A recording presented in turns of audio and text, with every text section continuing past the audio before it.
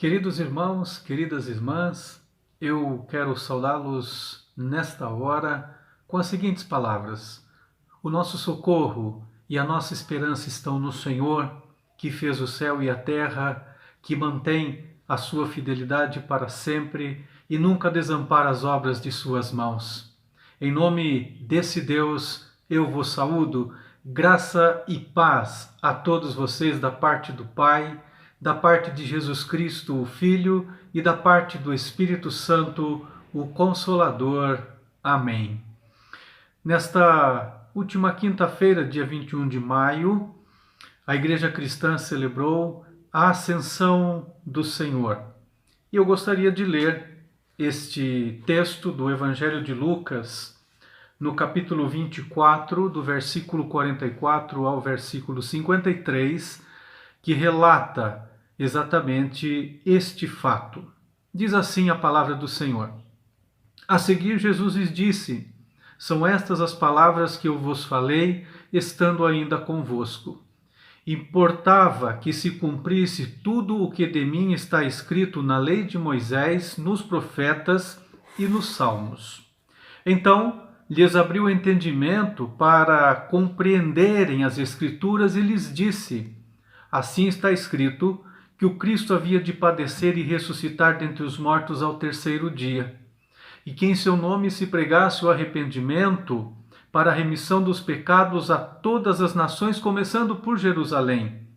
Vós sois testemunhas destas coisas. Eis que eu envio sobre vós a promessa do meu Pai. Permanecei, pois, na cidade, até que do alto sejais revestidos de poder. Então os levou para Betânia, e erguendo as mãos, os abençoou. Aconteceu que, enquanto os abençoava, ia se retirando deles, sendo elevado para o céu. Então, eles, adorando-o, voltaram para Jerusalém tomados de grande júbilo, e estavam sempre no templo, louvando a Deus. Este é o relato do Evangelho de Lucas a respeito da ascensão do Senhor. E exatamente nesse sétimo domingo de Páscoa, e que antecede também o domingo de Pentecostes, que falarei sobre este importante fato bíblico e doutrinário, a ascensão do Senhor. E o tema desta mensagem é: Ele subiu ao céu, e daí? Um teólogo anglicano, ele disse que a ascensão do Senhor ao céu marca o triunfo de Jesus e sua contínua presença conosco. Assim como a ressurreição é igualmente importante para o cristão, a fé na fidelidade infalível da ascensão poderosa do Senhor Jesus narrada no Evangelho de Lucas, no Evangelho de Marcos, no Evangelho de João e também no início do livro de Atos. A exaltação de Cristo só estaria completa se ele tivesse realmente ascendido ao céu. O evangelista Lucas ele utiliza exatamente este evento da ascensão para concluir o seu evangelho, em que conta toda a vida de Jesus, e também para iniciar o livro de Atos, em que ele conta o início da história da igreja. Por isso, encerra-se a missão de Jesus aqui na terra e inicia o trabalho de Jesus no céu, e a missão da igreja numa nova perspectiva aqui na terra. O evangelista Lucas também ele interpreta a ascensão como sendo um evento que distingue dois momentos da história da salvação. Até a ascensão, uma série de eventos deveria acontecer com Jesus para que se cumprisse as Escrituras e aconteceram. Após a ascensão, a ação de Jesus no mundo se daria de uma outra maneira. Nosso Senhor Jesus ele está no céu, junto ao Pai, intercedendo pelos cristãos. E o Espírito Santo estaria acompanhando a igreja aqui na terra, nesta sua atividade de testemunho em Jerusalém, Judéia e Samaria e até os confins da terra. A ascensão do Senhor, ela é tão verdadeira, ela é tão importante que todos os credos, confissões e catecismos da igreja cristã e também das igrejas reformadas assim nos impõem. Por exemplo, O credo apostólico confessa que ele ressurgiu ao terceiro dia e subiu aos céus. O credo niceno também, que ao terceiro dia ressuscitou segundo as Escrituras e subiu ao céu. O credo atanasiano professa que ele subiu ao céu e está sentado à direita do Pai. A segunda confissão helvética também. Cremos que nosso Senhor Jesus Cristo subiu acima de todos os céus visíveis ao supremo céu. A confissão de fé e também os catecismos maior de Westminster, das perguntas 51 a 56, tratam desta exaltação de Cristo. E o nosso catecismo de Heidelberg, o catecismo da Igreja Evangélica Reformada, nas perguntas 49, também dão grande destaque à ascensão do Senhor Jesus. Por isso, a Igreja de Cristo ela não pode celebrar a Páscoa, a ressurreição de Cristo, tema esse que nós abordamos no sermão do dia 12 de abril e que está aí também neste canal, sobre o tema O Cristo Ressuscitado. Por isso a Igreja não pode celebrar a ressurreição e ir direto para o domingo de Pentecostes, sem antes passar pela exaltação de Cristo, sem antes passar pela celebração da sua ascensão ao céu.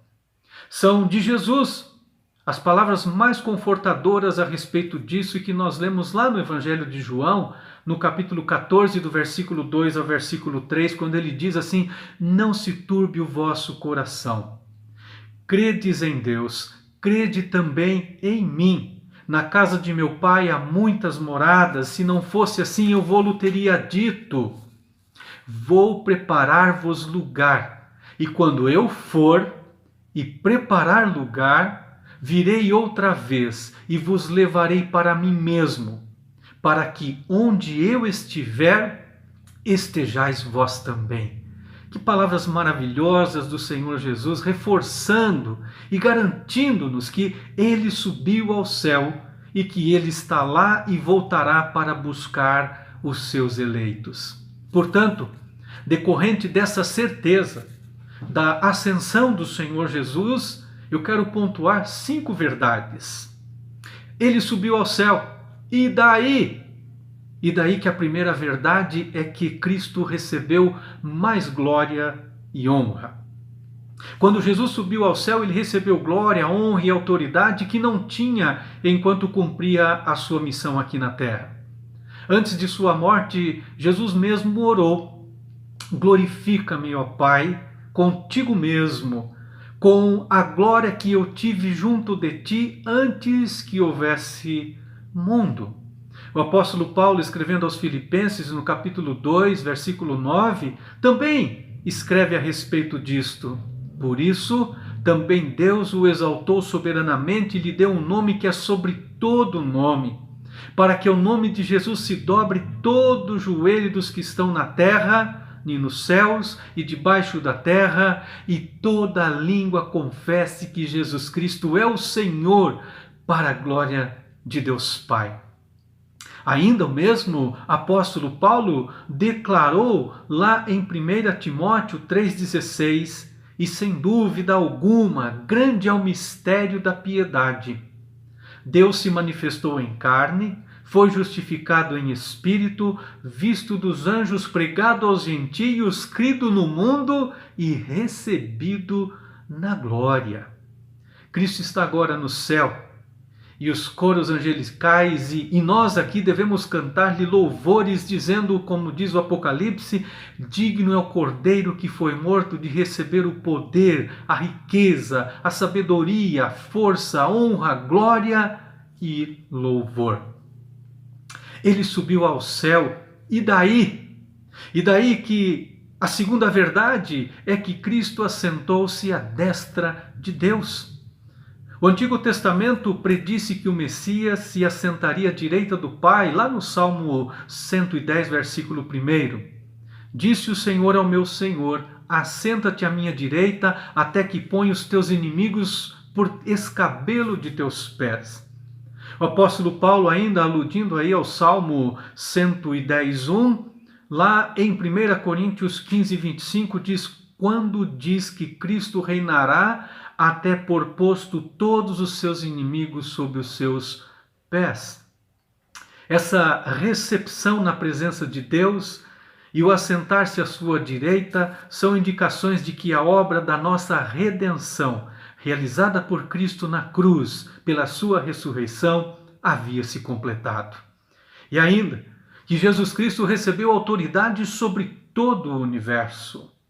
Nas palavras também do apóstolo Paulo, e qual a sobreexcelente grandeza do seu poder sobre nós, os que cremos, segundo a operação da força do seu poder, que manifestou em Cristo, ressuscitando dentre os mortos e pondo à direita nos céus, acima de todo principado, poder, potestade, domínio e de todo nome que se nomeia, só neste século, mas também no vindouro. Sobre este senhorio de Cristo sobre tudo e sobre todos, sempre uso a frase do teólogo holandês Abraham Kuyper, que disse: não há um único centímetro quadrado em todos os domínios da nossa existência sobre os quais Cristo, que é soberano sobre tudo, não clame: é meu, é meu. Ele subiu ao céu, e daí? E daí que a terceira verdade é que a autoridade que Cristo recebeu do Pai quando se assentou à sua direita foi a autoridade para derramar o seu Espírito Santo sobre a igreja. Em seu sermão no dia de Pentecostes, Pedro disse que Jesus fora exaltado à direita de Deus. Ele recebeu do Pai o Espírito Santo prometido e derramou o que vocês agora veem e ouvem. O reverendo Emerson Maia escreve que Jesus Cristo estabeleceu uma relação causal entre a sua partida e o envio do Espírito Santo. A vinda do Espírito Santo pressupõe a ascensão triunfante de Cristo e consiste no cumprimento das palavras de Cristo. O envio do Espírito Santo era essencial, pois enquanto Jesus só podia atuar nos discípulos por meio dos ensinos externos e dos exemplos práticos que deixou, o Espírito Santo poderia habitar e trabalhar dentro de cada um dos seus discípulos e dentro de cada um de nós hoje. Lá em João 14,17, nós lemos: o Espírito de verdade, que o mundo não pode receber, porque não o vê, nem o conhece, mas vós o conhecereis, porque habita convosco e estará em vós. Ele subiu ao céu. E daí? E daí que a quarta verdade é que a ascensão mostra a grande responsabilidade da igreja como corpo de Cristo neste mundo. A igreja é o sinal da presença de Cristo no mundo, por meio do Espírito Santo que em nós habita. Por isso, a igreja, no calor do Espírito Santo, ela proclama o Evangelho com a responsabilidade de transmiti-lo aos outros com fiel e fidelidade daquela que é dispenseira desta verdade. Por isso, a igreja é o testemunho e o reflexo da presença de Deus entre os homens. A igreja diz ao mundo, por meio da sua realidade histórica e do seu testemunho, que sim, ainda há esperança de salvação, ainda há esperança de transformação, de perdão e de reconciliação do homem com o Senhor Deus por meio de Jesus Cristo e também a restauração de toda a sua criação. A igreja, portanto, ela é a presença de Jesus Cristo por meio do seu povo em prol do mundo. Dietrich Bonhoeffer, falando da pessoalidade da igreja, disse: após a ascensão, o espaço que Jesus Cristo ocupava no mundo passou a ser ocupado por seu corpo, a igreja. A igreja é o próprio Cristo presente em pessoa. Realmente assim deve ser. A igreja, como corpo de Cristo, vive para a glória de Deus, que é o maior de todos os privilégios que teremos, quer aqui, quer no céu, e também como um meio para que todas as pessoas glorifiquem a Deus. Nas palavras do maior pregador protestante do século XX, o galês Martin Lloyd-Jones, nós nos teremos feito refletores de Cristo, cópias de Cristo, da mesma forma que Ele é a luz do mundo, também nós teremos tornado em a luz do mundo. Ele subiu ao céu, e daí? E daí que a quinta verdade é que a ascensão confirmou o que o Cristo disse a respeito de ir para o Pai e também falou do seu retorno glorioso para junto dos seus. Os evangelhos e o Apocalipse declaram que Jesus foi o assunto ao céu, entre nuvens, e da mesma forma voltará sobre as nuvens com poder e glória. Desde a ascensão de Cristo, a igreja aguarda a sua vinda, mas sem se esquecer da sua presença real e confortadora por meio do seu Espírito Santo que ele nos enviou. Muito se tem falado sobre a segunda vinda de Cristo, especialmente por conta deste momento tão difícil que a humanidade atravessa. Muita gente tem falado sobre esta vinda.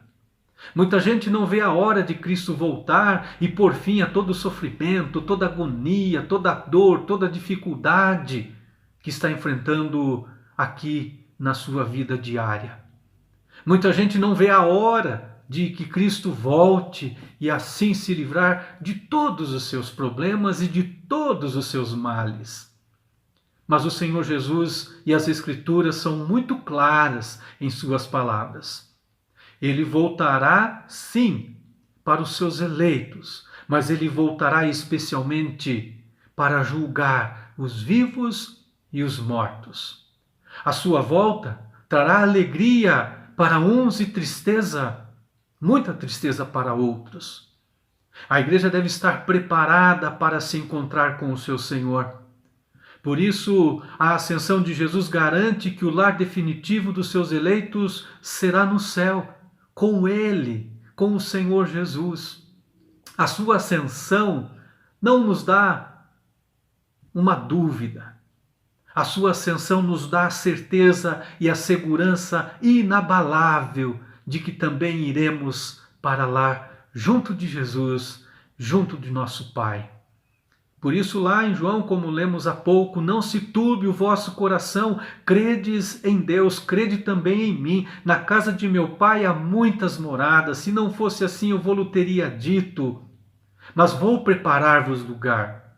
E quando eu for e vos preparar o lugar, eu virei outra vez e vos levarei para mim mesmo, para que onde eu estiver, estejais vós também. Apocalipse, capítulo 3, versículo 21, também nos dá esta certeza. Ao que vencer, lhe concederei que se assente comigo no meu trono, assim como eu venci e me assentei com o meu Pai no seu trono. Concluindo, ele subiu ao céu. E daí? E daí que essas 5 verdades nos dão a certeza de que a ascensão do Senhor não pode mais passar em branco na nossa vida e na vida da igreja. Há muitos anos atrás, e já faz um bom tempo, esse dia da ascensão do Senhor era um feriado. Era um feriado como a Páscoa, como a Sexta-feira da Paixão, como a Quarta-feira de Cinzas, como o 1º de maio, 7 de setembro e 15 de novembro, por exemplo. Nós não podemos nos esquecer deste tão importante dia, não só no calendário da igreja, mas especialmente na nossa vida e na nossa história de salvação. Em segundo, Jesus Cristo sempre cumpre a sua palavra. Portanto, devemos confiar inteiramente em suas promessas. Terceiro, que Jesus recebeu mais glória e honra e está sentado à direita do Pai, reinando soberanamente acima de todo principado, potestade, domínio e especialmente reinando sobre as nossas vidas. Em quarto, Jesus ascendeu ao céu e nos enviou o seu Espírito Santo.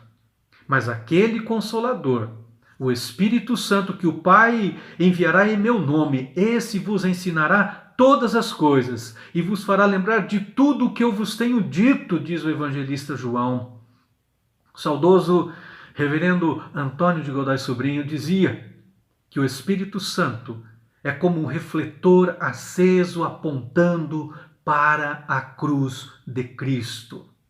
Em quinto lugar, a igreja deve ser e viver como testemunha da presença de Jesus Cristo aqui neste mundo.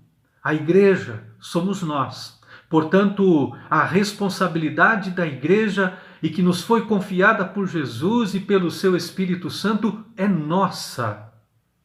Em sexto lugar, Jesus prometeu preparar-nos um lugar na casa do Pai e assim o fez. E mais, Ele pessoalmente nos receberá na casa do Pai e isto é extremamente confortante aos nossos corações nesses últimos dias. Por fim, precisamos estar preparados, irmãos e irmãs, para nos encontrarmos com o nosso Senhor. Ele subiu ao céu, sim. Ele voltará, sim. E eu, por sua imensa graça, lá estarei e espero que você também.